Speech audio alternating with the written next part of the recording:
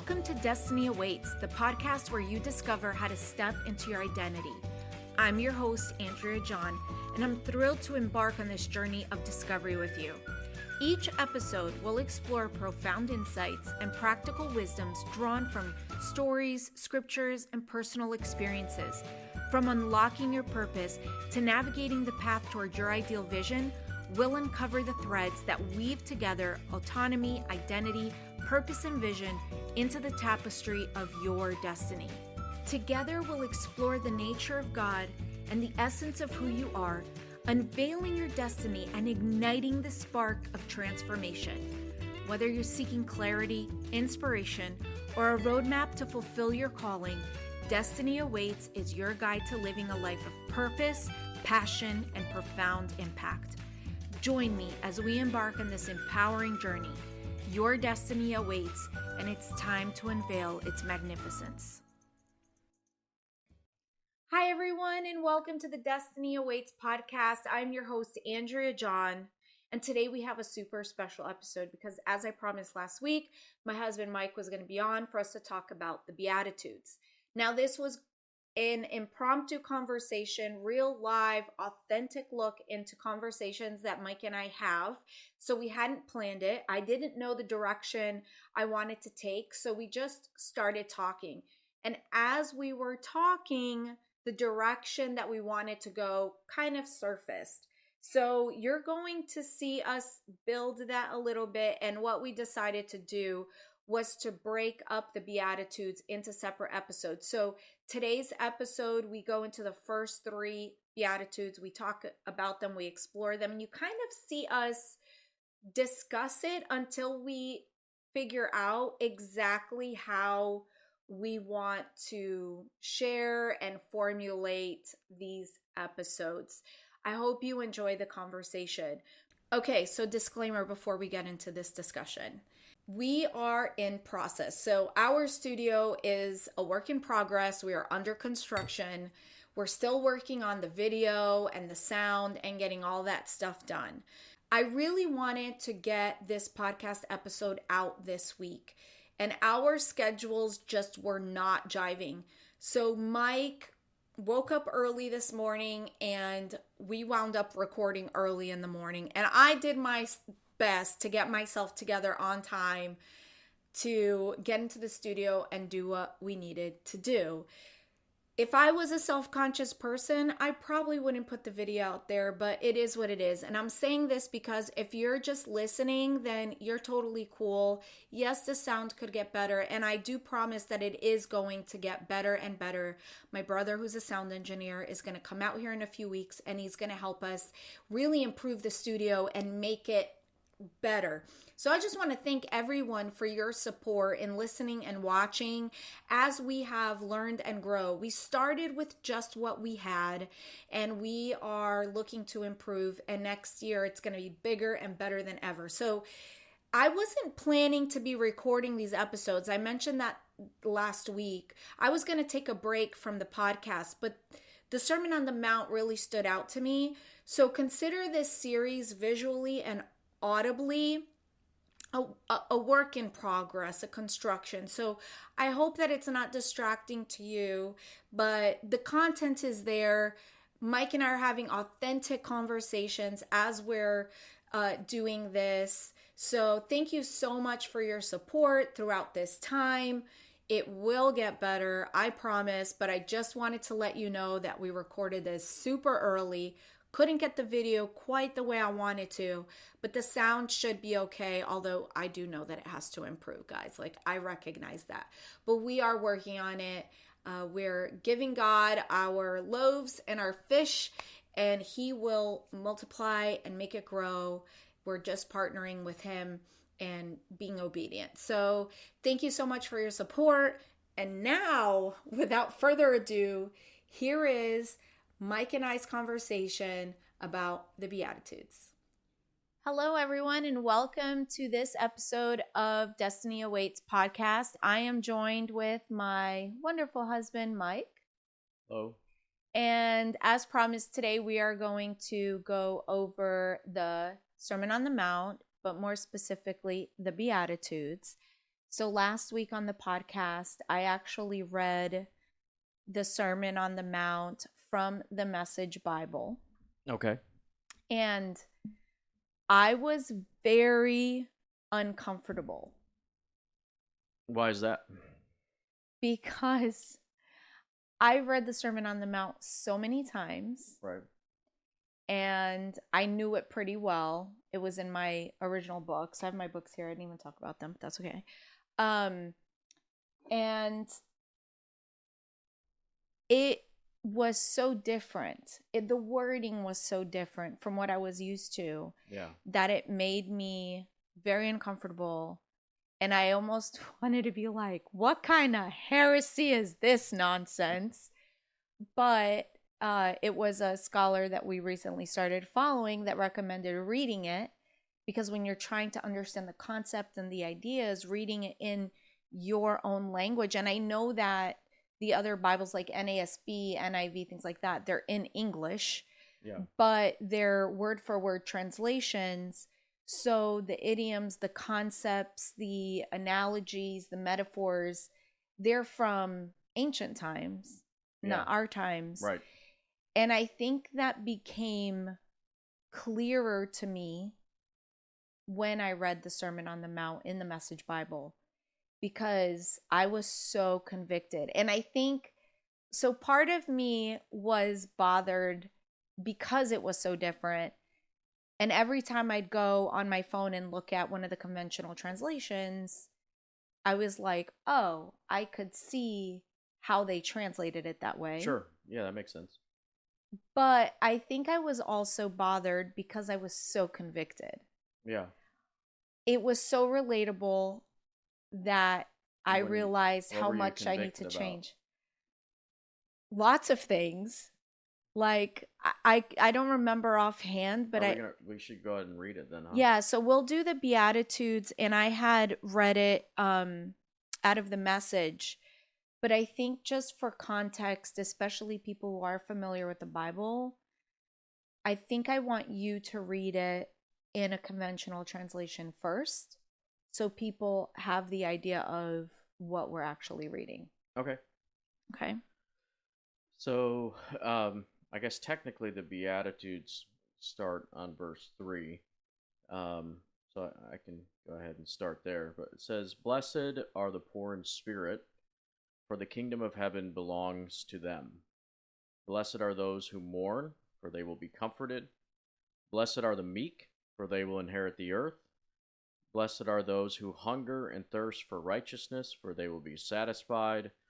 Blessed are the merciful, for they will be shown mercy.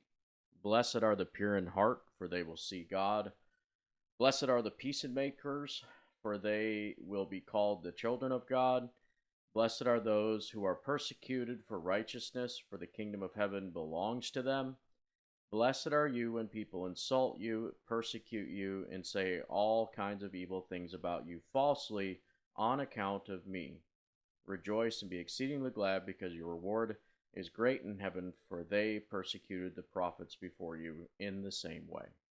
Okay. So before I actually read it in the Message Bible, the way that I have always heard that and taught it is almost like these are things we need to aspire to. Sure. Right? Would you say that that's your view of, like, if you want to see the kingdom of heaven or you want to hear God, you need to be poor in spirit. You need to be persecuted. You need to, almost like a cheat sheet for how to be a Christian. Right. Like, these are the things that you need to do. This is the new rule book. Yes. Yeah. So I think a lot of people who have experienced, they purposely remain, I'm not going to use the word poor, but they purposely do not achieve financial success, purposely do not live in a nicer home or things like that, have a nice car. I feel, because they want to be poor? Yes. Not poor, but the context of the sermon of the Beatitudes has always been that, like, just don't gather up things, like these things here on earth don't matter. Sure. We need to suffer. Like, in order for you to be like Christ, in order for you to see the kingdom, there must be suffering. Right. Now, with So that being again, said, all about you suffering, right? yes. Your suffering is not important. Yes, I must suffer because I Sure. need to be like Christ. I can't achieve anything. I can't have anything. I must be low. I must be poor in spirit. And Yes. I agree with that, by the way. well, I'm just kidding. I know that sounds, it kind of is like, that's like an in your face way of saying it. Right. But if I'm being honest with myself, that's how I always saw the Beatitudes. Sure. Yeah, no, that's kind of how it's been taught for a long time. So Especially in standard evangelical Christianity. right. The big 5, 6, 7 Yep. main denominations. So in the and I just think it's the way the conventional translations are written, that is to me a logical way to conclude. Like, it's logical to conclude that based on the translations, the way that they're written, if you don't have any other context or anything like that. And Now, not necessarily wrong either to a certain degree. yes, to a certain degree. Right. So, We all start for example, somewhere. this whole concept of suffering, I do have to say, as someone who has suffered a lot in my life, I do see how suffering can bring you closer to God. Mm-hmm. So I'm not saying that that's not the case. I'm Sure. just saying that I now have a little bit of a different view based on researching this. It's not something to strive for. Mm-hmm.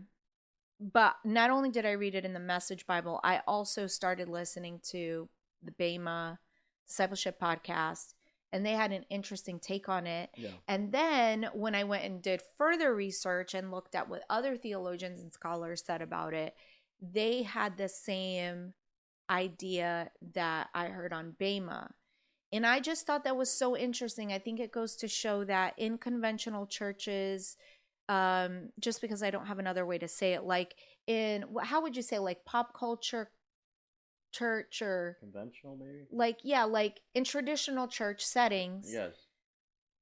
it's not really taught the way that scholars and theologians see it. And these are people who spend their lives studying the scriptures, studying all this stuff. Yeah. Yet for some reason in traditional churches, we're not given access to it, and it just made so much sense. So you did a teaching one time. We had a small group out in Fernandina Beach, I think it was. Mm-hmm. And you did a teaching on the Beatitudes, and you tied it back to the 10 Commandments. Yes. And your whole teaching on the 10 Commandments and all that is really phenomenal. And we were going to do a podcast on it, and then it just didn't turn out the way I thought it would make sense for everyone. So we have to redo that. We need to reshoot that one. Yeah. But I want you to share, are you still able to share that correlation between the Beatitudes and the 10 Commandments? Like, is it something that still fits with where you're at right now? Sure. Yeah. I mean, briefly, I don't have the 10 Commandments pulled up in front of me right now.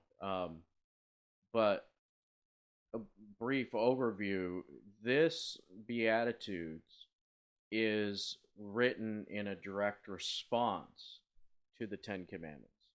Okay.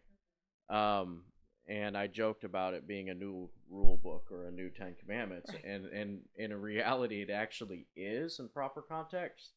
If you look at the beginning of it, it's 5:1. It says, when he saw the crowds, he went up into the mountain and he sat down, and his disciples came to him. Okay. So Moses, so here we have a mountain scene again. We have remember, Moses went up onto the mountain, mm-hmm. and he received the 10 Commandments, and then he came down the mountain. Okay. Here we have Jesus going up on the mountain, and he sits down. When you sit down in the Jewish world, you're in proper context, you're taking authority. Like, you see verses about how he's seated in heavenly places. That term, sitting, seated, those are places of kingship. Okay. It says, I'm king, I have the authority, I get to teach on this. Mm-hmm. Okay.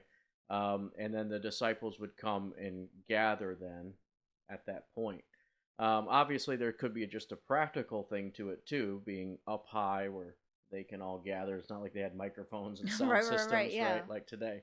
So, him being up on something where he can sit down and teach everyone. But also rabbis taught that way too. They would sit and teach. Yeah, and if anyone were to notice, if you were to pull up a picture, like even do a quick Google search, Sermon on the Mount, and look at all the images, you're gonna see Jesus sitting and everyone else standing. Yeah.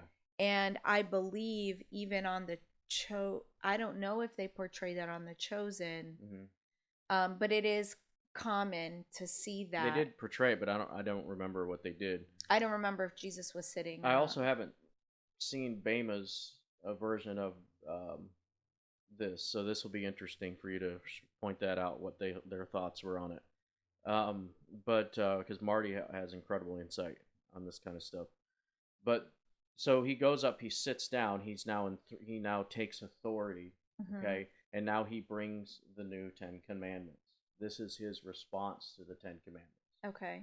And of course he starts out, "Blessed are the poor in spirit." And I don't know how far you want me to go with this, but this was now a direct shift from rules to heart. Okay.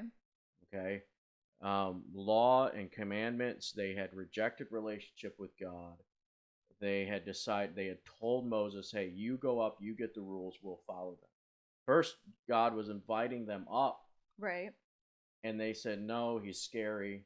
You go get the rules, we'll follow." So they rejected relationship, and now they only wanted rules. So Moses went and got the rules and came back. But here they're being invited up on the mount to speak with God, to get the new way of living for themselves. So now it's another invitation for relationship. Oh, I see. Okay. Okay. I'm seeing the picture. Yeah. It took me a while, but I got there. Sorry, I'm bad at explaining it. No, okay, I got it. Yeah, so we have that, and this whole thing is, of course, from a Jewish perspective, Exodus again. Right. Okay, so when you have, and cut me off when you want to switch back to what you were wanting to talk about, but when you have 5:3, "Blessed are the poor in spirit, for the kingdom of heaven belongs to them." That's the NET, which I kind of like. First of all, the word blessed is not a transactional, okay? Not like, "Oh, you did a good thing, here's $1. Okay. Right? No. You're a good person, I'm going to give you a blessing. It's not transactional. It is it's that word blessed has a lot of different meanings depending on if you're going Greek or Hebrew. But in Hebrew, one of them is just absolute bliss. Okay? It's the absolute best way to live. It gives you way more than you could ever want. Okay? So one of the translations that I've heard for blessed, and it's funny because it's not a translation, but it's almost like here's another word to think of the word blessed, because our view, and this could just be me, but like my view of blessed isn't powerful. It's just like it is a little transactional in nature in terms of how I see it. Right. But the word favor, like when you're blessed by God, his favor is upon you, it rests on you. Yeah. It's not transactional. No, that's very accurate. And that was kind of the direction I was going, and it actually is power. And it's his power, his authority, his kingdom, his spirit. Remember, how we're supposed to walk in his spirit? Right. Be led by his spirit, be filled with his spirit. That blessed is that spirit. Okay. It is that within us now coming out of us. And we're now stepping into it. This is who we are as a people. Right. When our heart now thinks, walks, and talks this way. Right? So it's an inheritance that we receive when we receive him. So they're sitting there before Jesus, they're receiving his teaching, and he's giving them the keys to the kingdom, for the kingdom of heaven belongs to them. Okay? this is now your spirit. This is now, it's it's not about you. You're now thinking outward. Okay. You're now spending your life, your time, and your focused away from you on what is happening in the world and how you can help those that are struggling, those that are hurting. You're sensitive, you're compassionate about what's happening in the world, and you're taking action, and you're being blessed because of it. You're being filled with his presence, his Okay. kingdom because of it. So how does that though, like the way you had taught it, it's almost like every you are blessed, every blessed be tied back to one of the Mm-hmm. commandments. So can you give an example of that? Blessed are those who mourn, for they will be comforted. And Right. yours is, Uh you're blessed when you feel you've lost what is most dear to you. okay. Only then can you be embraced by the one most dear to you. So, like, you can only be embraced by the one when you've lost what's most dear to you. Wow, that's so different. Right? So I'm gonna go. I mean, so Second Temple Judaism would say. You remember, Jesus is talking to them, and this Mm-hmm. Bible is not written to us. It's Right. for us, but not to us. So it's written to them, and he's talking to them, Right. and they're all Jews. Right. So we have to at least put some weight on what they would have thought, Correct. Yes. right? Absolutely. 100%. So blessed are they who mourn, for they will be comforted. Okay, so the mourning with them was something that it was a waiting Mm-hmm. for Exodus. It was a waiting for restoration.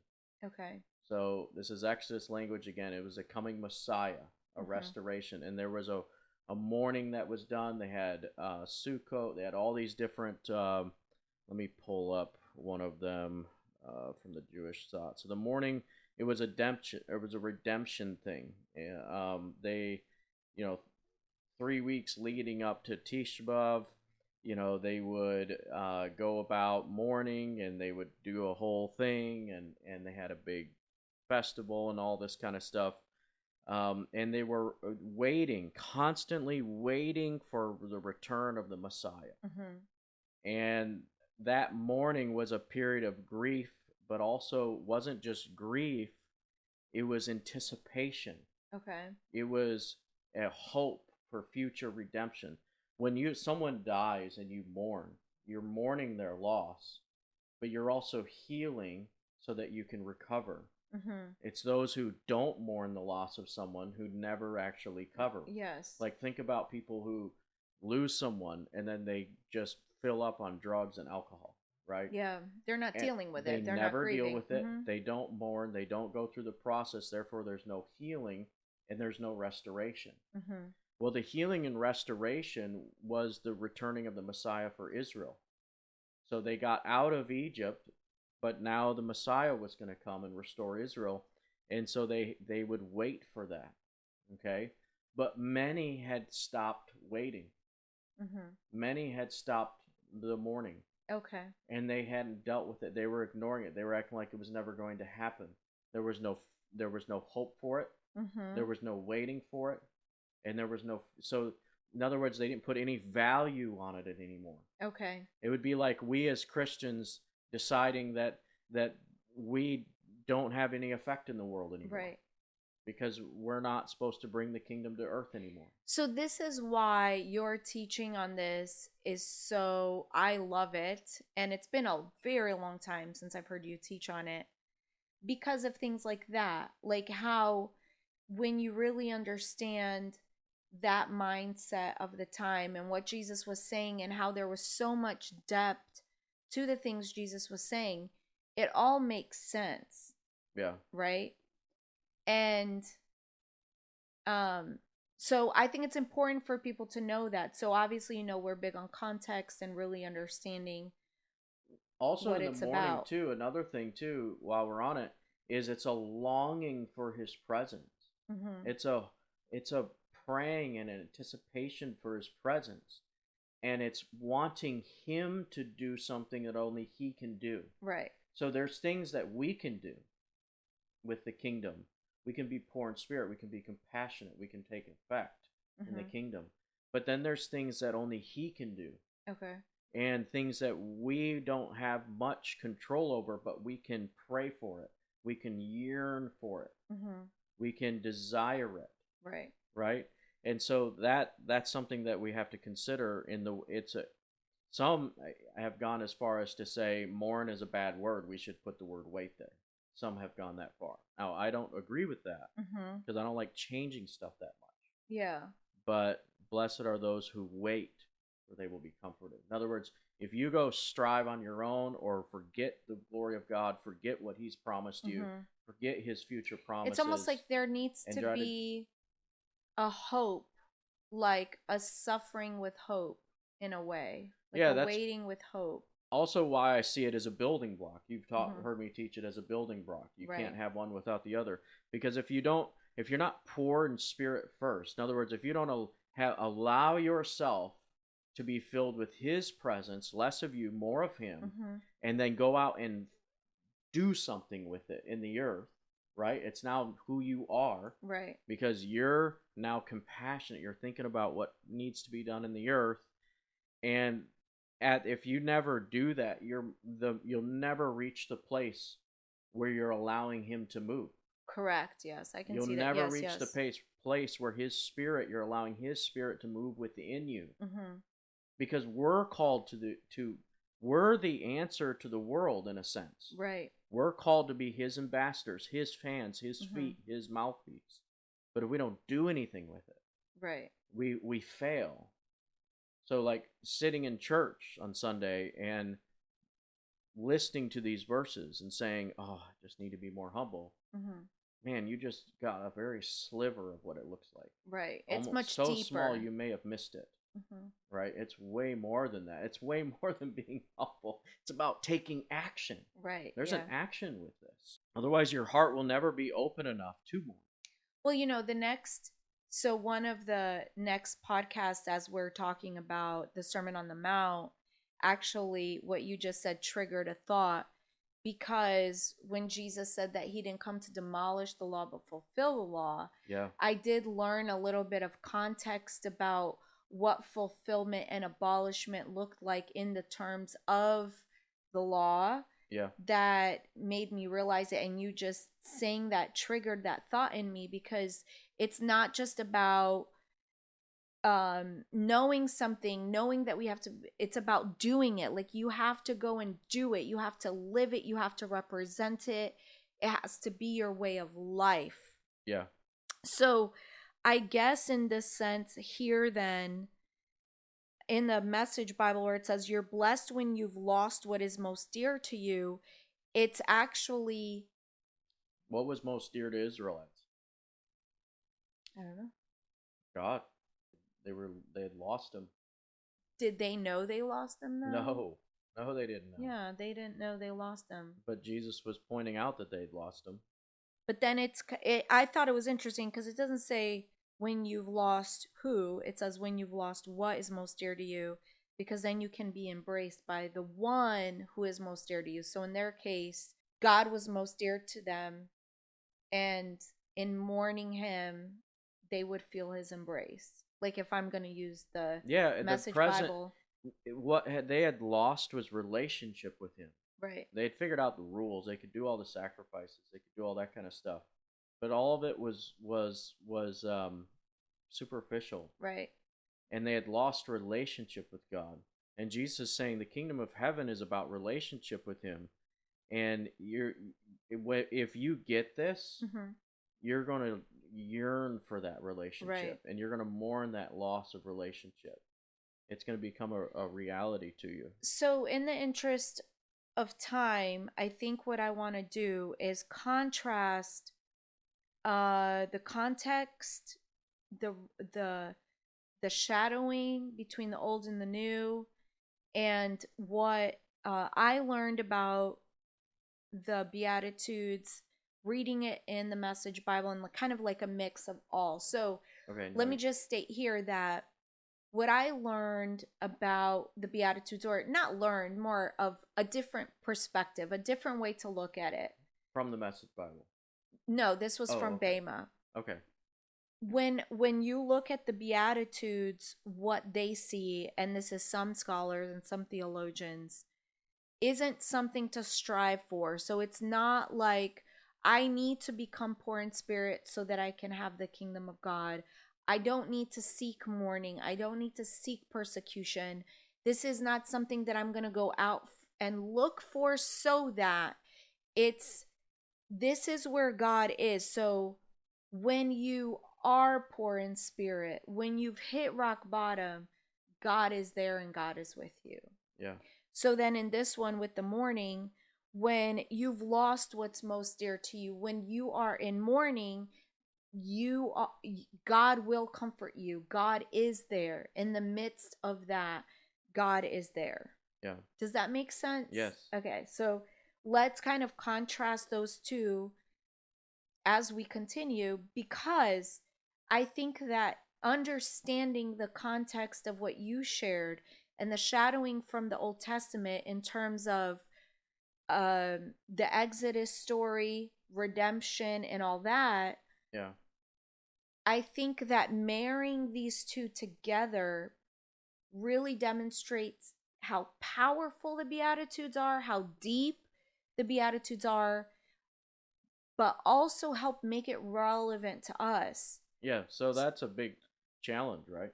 It is a big challenge because And I think the Message Bible is attempting to try to fix that, trying to help in that. a way, I feel like they're on one end. So I feel like they're on the end of, I want to make this relatable to people and show them how to apply this. Mm-hmm. But then there's the part of what you said when you mentioned the Bible wasn't written to us. It is for us and it is for our good, but it wasn't to us. We were not the direct audience of these authors. And Yeah. the author here is Matthew, and we didn't go I haven't yet done the historical context in terms of author and all that yet. Mm-hmm. But taking that into account, I don't okay, so one side here is the Message Bible. It's relatable, it's understandable, I can apply to my life. Then we sometimes have the complete opposite, which is this is scriptural, this is not scriptural, this is contextual, historical context. This is the view of this is what the Jews were thinking, and almost, okay, we're removing ourselves completely out from it, and then it almost can make it unachievable, unattainable, unrelatable. So we have the two. One's all about me, and one has nothing to do with me. Right. We have to find that. So we have to find that middle. So that's, yeah. I guess, in our conversation, that's what I want to try to find is the middle. Okay. Right. So I think with the first two that we've done, we've already done that without blatantly saying it. So in terms of the mourning, it's when you're sad, when you're mourning, God can comfort you, but understand that there was a depth to what Jesus was saying to these people, and the Jews of the time would have understood very much what he was saying when he was using the word mourning. It wasn't just about being sad. Sure. It was also about having a hope, and that in that mourning, God was there to comfort. Yeah. Right? Okay, so let's move on to the next one. So adapting to our time. Right. Real quickly, poor in spirit. I had a couple notes here. Mm-hmm. This is about possibly could be advocating for the marginalized. Mm-hmm. Right. Practicing humility and leadership. Mm-hmm. These are some examples of what it might look like today, right? Acknowledging one's own spiritual or moral shortcomings, mm-hmm. being authentic, things like that. Mourning could be engaging in activities that address grief and loss and things like that, but it also could be supporting healthy things, and going out and taking action, maybe victims of violence, like mm-hmm. you have done, helping in natural disasters, working in restorative justice projects, Right. about restorative justice instead of punishment, restore. So that's beautiful that you mentioned that, because my latest book, In His Image, shameless plug, that just launched on Saturday, is all about how we need to know who God is so that we can live our destiny, Yeah, because we are created in the image of God, and we can't live with purpose and destiny if we don't know who we are. right. So what Who would have thought mourning is that? but what but what you're describing just now by giving those examples is almost like, okay, what God is telling us. So historically, I always bring it back to, historically with myself, I've always brought it back to, okay, when I'm reading a scripture, what is this telling me about God? Mm-hmm. Right? So even seeing it as, this is telling me that God is with those who are poor in spirit. Yeah, and we God, should be too. right, exactly. That's what I'm saying. And God is with those who are mourning, and God will comfort those who Yeah, are and mourning. we should So too. if we are going to reflect the image of God and live in a way that serves our purpose and destiny, then those examples that you just gave are beautiful ways to demonstrate and to align with the Beatitudes. Otherwise, you will never feel close to God unless you are in a place of peril. Right. And you will actually purposely put yourself in a place Yes. of peril just so that you can feel close to God. But actually, what you're supposed to do when you're not in peril is go help someone else who is in peril. Yes. Instead Okay. of trying to get back into trouble yourself. Yes. And we have seen, you By the and way, I, we're going to apply this directly to persecution later on, too. yes, which we have to get to because we've already been at it for a while. But that's, We won't do this in one podcast. no, we're not. I think we're going to have to split it up. Let's split it up. Let's do 3. So we've known people who we're not purposely, gonna jump to there, are we? Okay, no, we're but gonna like do it. All right. they have purposely seek conflict Yes. Okay.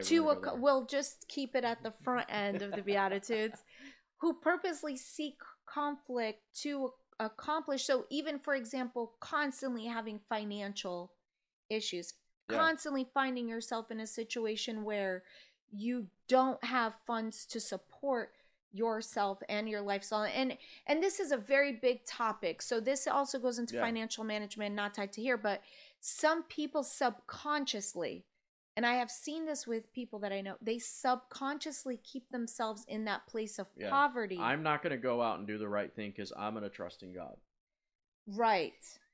I know that sounds stupid, but that's exactly like what they're subconsciously doing. That's what's happening. Yes, like you're not purposely doing it. Like people don't purposely keep themselves I'm not going to use all of the things that God gave me, such as my brain, my hands, my feet, my abilities, right, or my intelligence, or my relationships, or my friends. Because if God really wanted it for me, it will come. He would just do it for me. Yes. I'm not going to actually use any of the things that he gave me to do it. Right. Which, now that I say it out loud, sounds crazy, but that's exactly what a lot of people do, especially in the Christianity. Yes. In the Christian world. Think, like, I can say probably historically, I subconsciously did things to sabotage myself. Yeah, me too. For that purpose, without realizing it. Got to keep yourself humble, got to keep yourself low, but it's also a misunderstanding of humility and being low and what that means. Like, what does it mean to be a servant? It doesn't mean you're never going to grow into a place of leadership. It means learning how to be a servant as a leader, and learning that being a leader is being a servant. Did you know that you can be very, very humble and be brimming with confidence? Yes. They seem opposite, right? Not to me anymore, but it is. There are people who are confident. So there's a difference between being confident and being arrogant. Yeah, arrogance isn't good.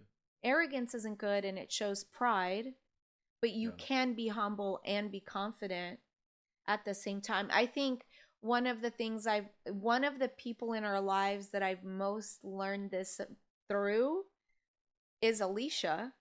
Yeah. Because Alicia is very humble. Yes. But extremely confident. Yes. And sometimes so funny and uncomfortably confident that it's like, you shouldn't say that out loud.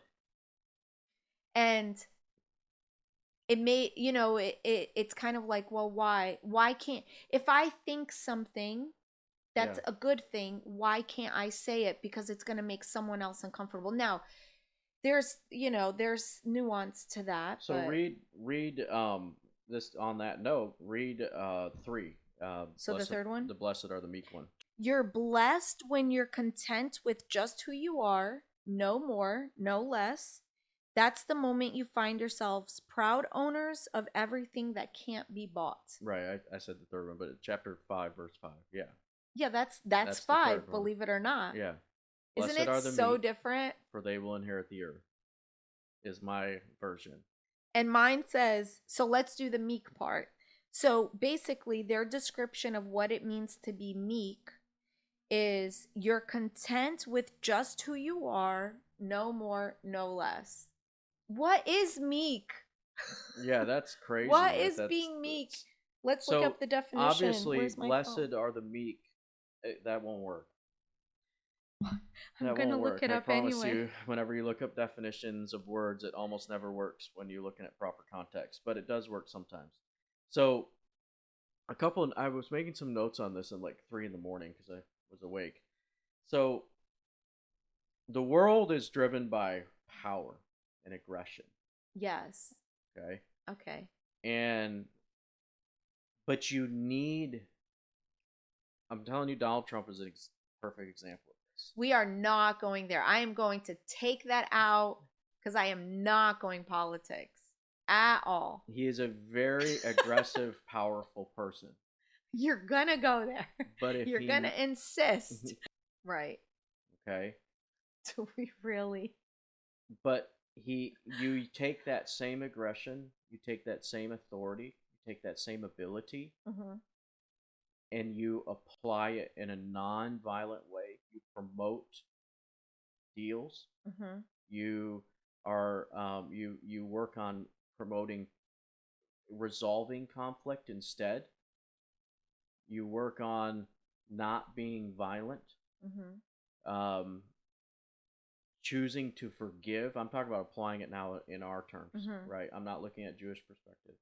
Our terms, choosing to forgive um, over revenge because you're the powerful person. You're the strength.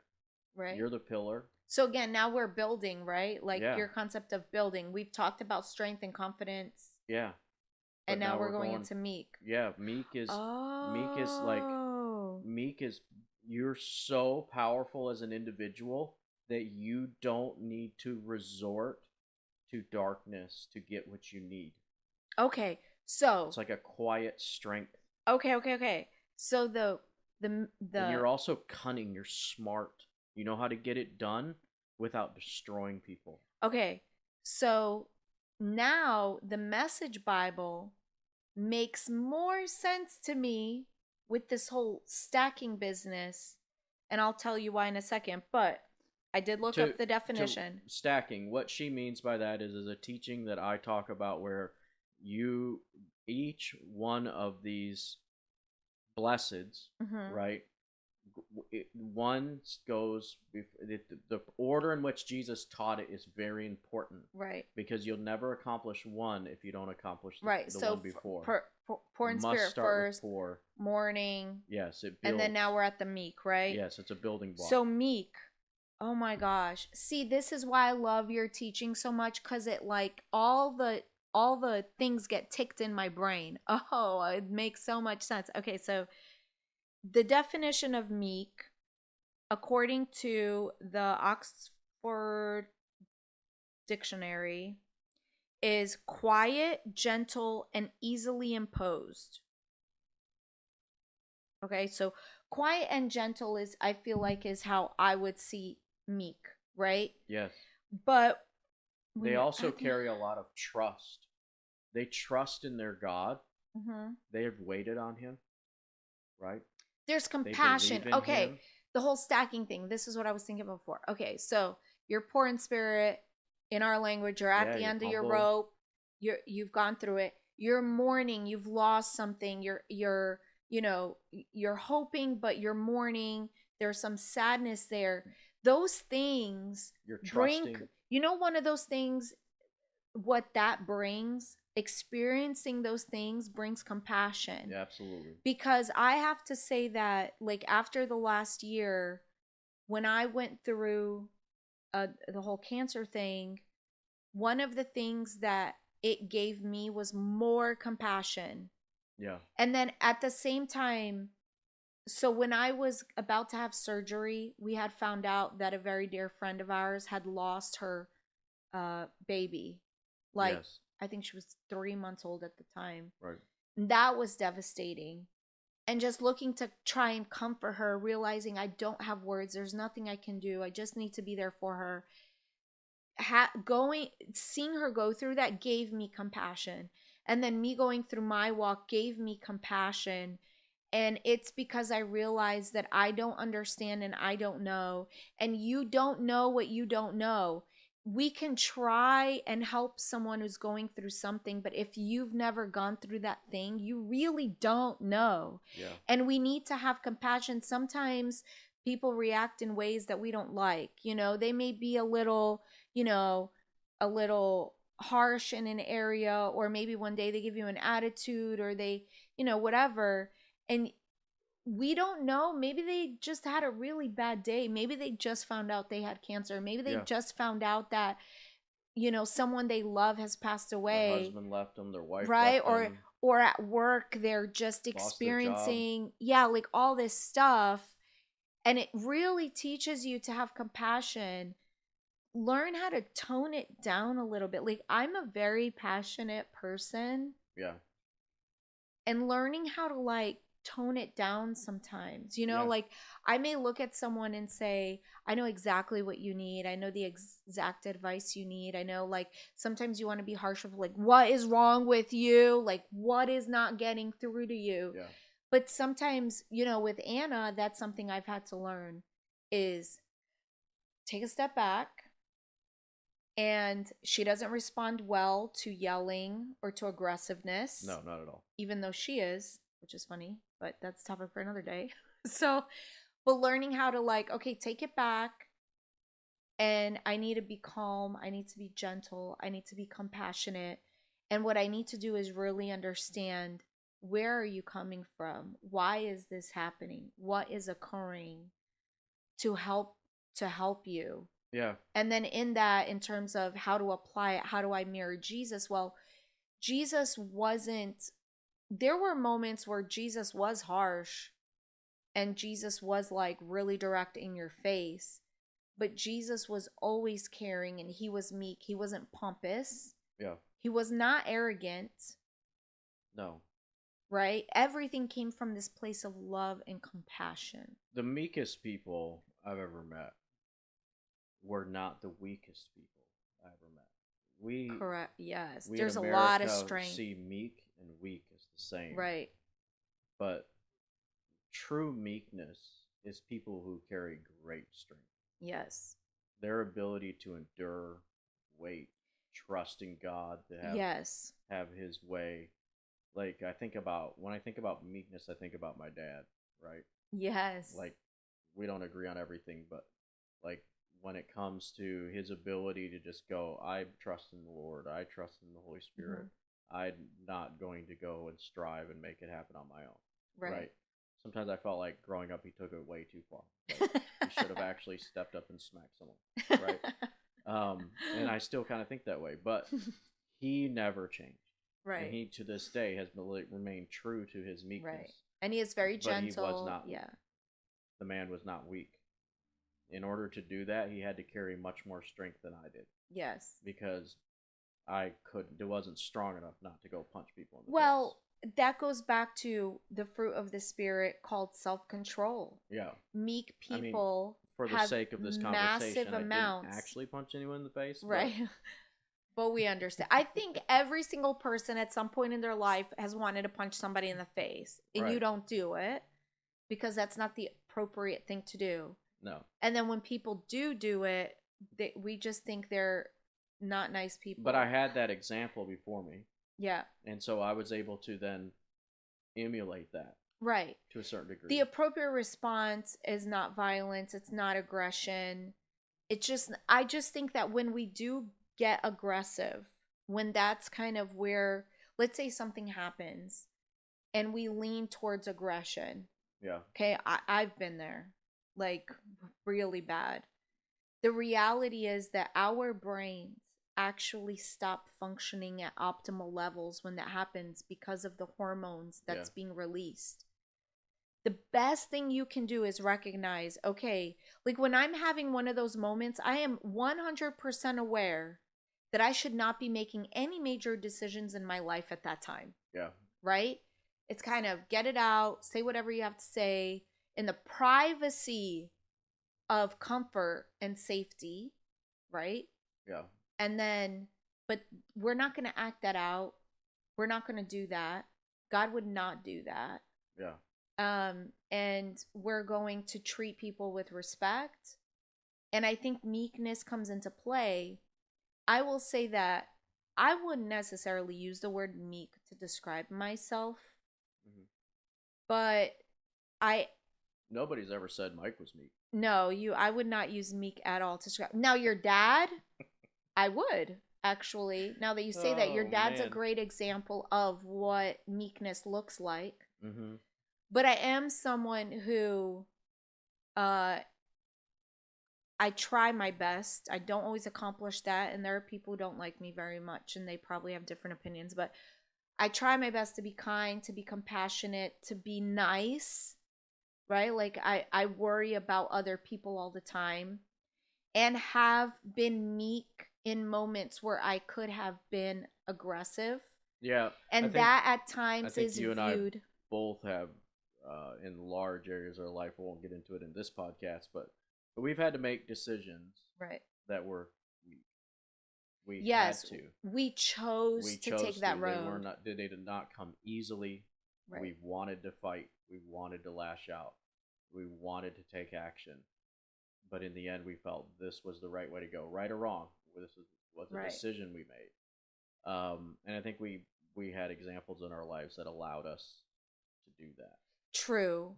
And it's often viewed by other people either as weakness, like you mentioned, or they're hiding something, or they know they're in the wrong. They know they're in the wrong. Yeah. And it's like, no. But see, then again, it takes great strength to follow your convictions. Yes. Knowing you're not in the wrong. Listen, knowing that people believe lies about you and letting them takes substantial amount of strength. Yes, it does. And I think that that's why when people ask me things like, how is your faith so strong? Despite all, I've just had a lot of practice. Yeah. Like I have had years of practice of knowing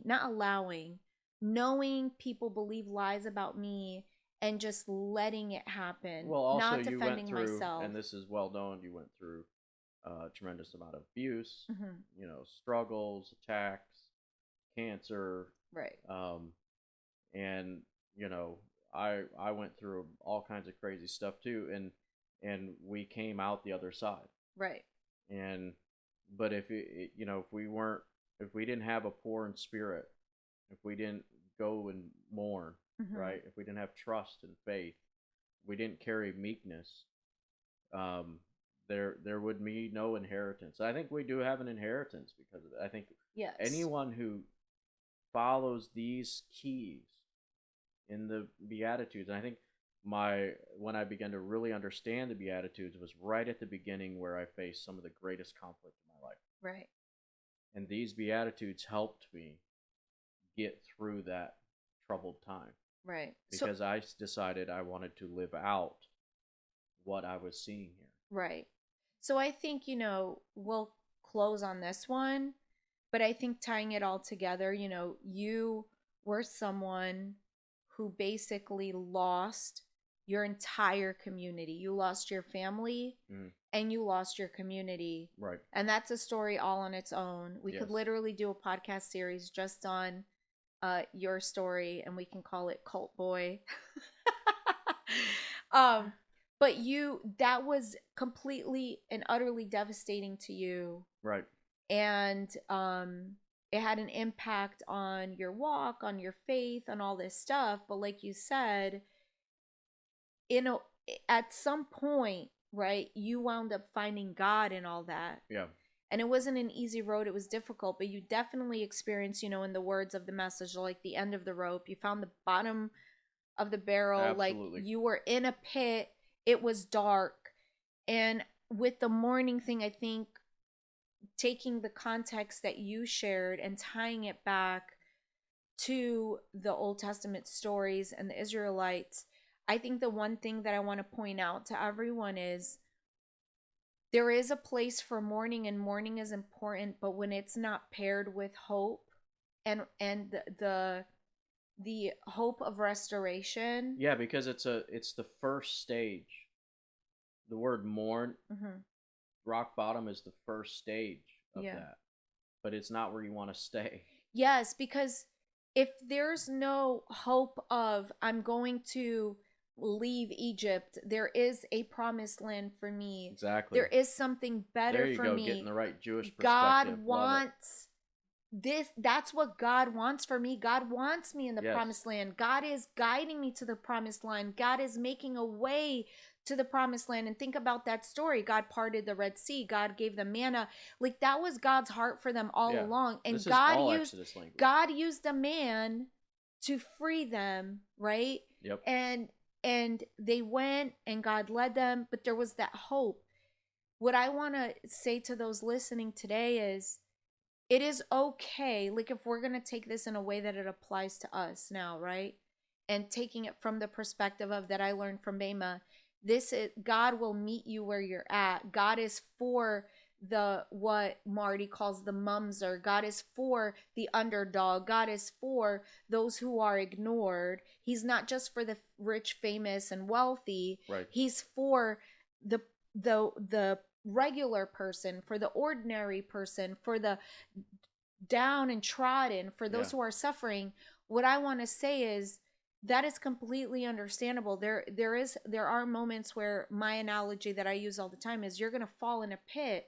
It's going to be dark. It's going to be scary. You're going to cry. You're going to yell. You're going to scream. But there must be that hope that you will get out. You will not stay there because God doesn't want to. But more importantly, what I will say is there is a place for mourning. There is a place for grieving. And as we mentioned, grieving is important in order for you to walk out of the mourning. The important thing that I want you to know is when you are poor in spirit, when you are suffering, when you are having the control to be meek, you have to see God there. And the reason I use the word have is because I know that he is there. I know that he is in that dark place because he is for you always. He is always with you. You need to turn your attention there. You need to perceive it. Stop looking at what has happened that's bad. Stop focusing on the evil that's happening. Stop looking back to Egypt. And start looking to the one who is guiding you into the promised land. Start looking at the one who has been giving you manna every single day. Start looking at those red threads of God's love in your life. That little kid who gave you a smile while you were in the grocery store for no reason, just looked at you and their smile just looked so angelic. It made your day. It made your heart smile. That's God shining in your life, bringing you hope. That's God bringing a cat to your door that you never wanted, never thought you'd need, but just another thing I'll have to clarify in a moment. Yeah, so it's these little things that God is in, and if we only look at the darkness, you don't perceive it.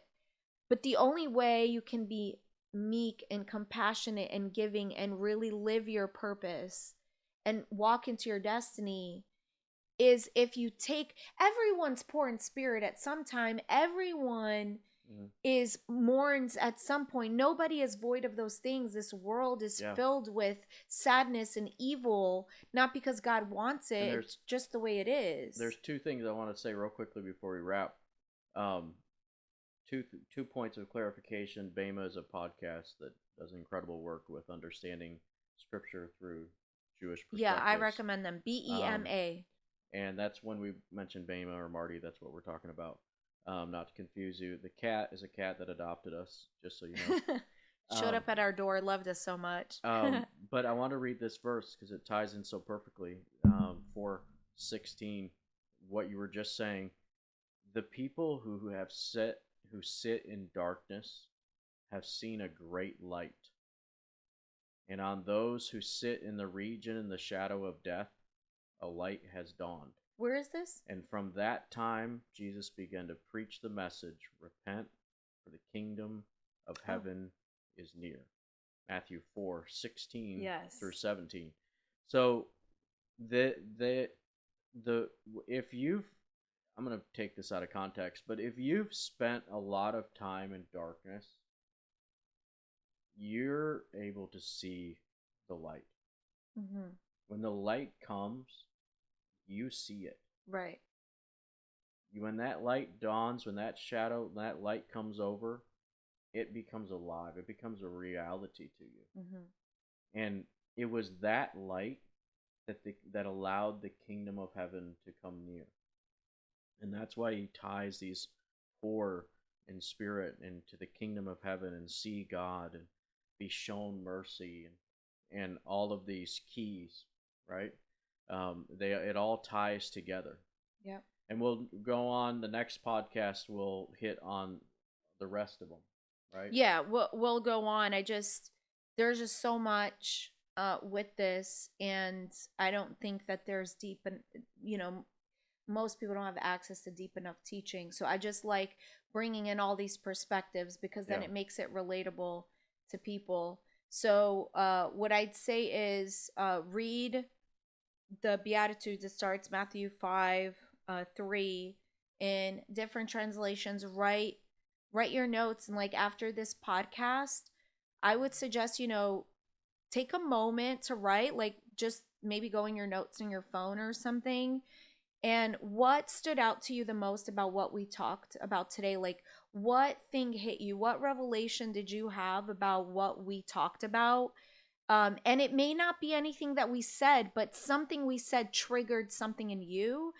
And then how can you live that out? And how does that bring you closer to God? Because that's the important thing. And then two, how can you live that out in your own life? How does that change your life? Because the scriptures isn't just about reading and knowing it. It's about becoming it and living it. Yeah, in the next few verses, it's going to point to us how that happens. It's an automatic. It's a byproduct. Right. Yep. Because that very next one, the hunger and thirst. Yes. You'll never hunger and thirst unless you get these first three. Right. Yep. You never will. Yeah. You'll never, because you think you'll never be hungry. You'll think you're full. You'll never be thirsty. Yep.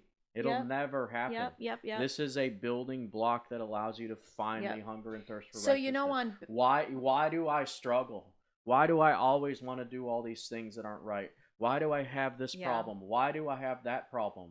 Yeah. Why? You ask all these questions. Mm-hmm. There's an answer. Right. And we're going to get into it next time. And so Bema, when they talked about this, Marty believes that it's possible. He hasn't where I heard this, that the Beatitudes could be a chiasm of the Ten Commandments, of just the literary element. So there seems to be a pattern. Oh, a chiasm. And what he doesn't know, it's the center of. Is it a sandwich, or does it go from the inside out? Is the middle point, which is the hunger and thirst, the main focus, and it sandwiches that?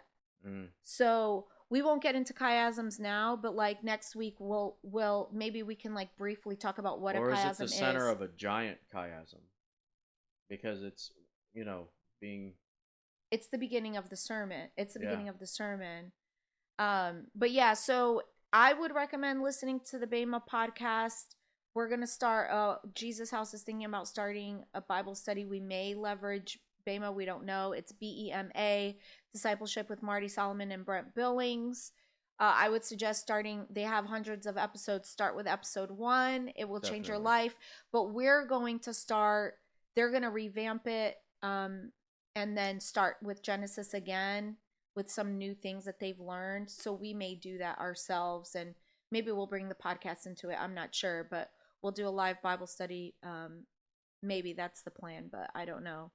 But yeah, so that's it for now.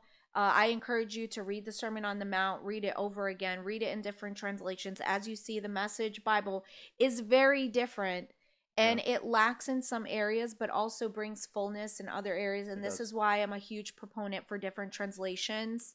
I do like some more than others, but they all have kind of like, there's a plus to all of them. That's right. So dismissing them all is not, in my opinion, just you lose it. You lose something. And for the record, I usually smile more, but it's early in the morning. Yeah, we decided to do this early because we're very, very busy, and I really wanted to get this out, so Mike appeased me this morning. I'm not always this serious, okay? No, he's not. But yeah, so that's it. Thank you guys for listening. Listen, if you get something out of what we go over on this podcast, if you have a revelation that we didn't mention, or like, you guys talked about all this stuff yet you didn't mention this, like we do that with Marty sometimes on Bema, like, how about this? Like, why are you not even addressing this? Oh, there's stuff Marty teaches that I want to throw my phone at him, like, and not me. So to me, I enjoy the different perspective, even if I don't agree. In the end, I may not agree. Well, I still enjoy it. Don't get me wrong, because I go right back and listen to it again. I know, but the point that I'm trying to make is, as you can see, just with these 3 blessed bees, that I call them the blessed bees, there's so much to talk about and talk through and discuss and analyze. Yeah. That even in all that, we may forget about something so blatantly obvious because we're diving deep and we're going off on tangents. Another hook I'll give you guys, I want to say there's more to that blessed that we haven't talked about. Okay. And when you think, and I'll just give a hint, and we need to remember to pick this up next time so I can explain it, make a note of it. But blessed and salvation have a unique correlation. We'll talk about that next time. Okay. See, now I don't know this, and I'm curious. And I won't talk to you about it. Okay. We'll talk about it live on the podcast. There we go. Okay. So, bye everyone. Thank you, and see you next time. Bye. Thank you for joining me on this episode of Destiny Awaits. I hope the insights shared today have resonated with you and inspired you to take meaningful steps towards your destiny. Remember, your life is a journey. Embrace the challenges, celebrate the victories, and stay committed to living a life that reflects the image and likeness of God. If you enjoyed today's episode, please subscribe to Destiny Awaits on your favorite podcast platform or YouTube and leave a review. Your feedback fuels our mission to empower and encourage others like you on their path to living their best life. Until next time, keep shining bright and living your destiny. This is Andrea signing off from Destiny Awaits. Take care, and remember, your destiny awaits.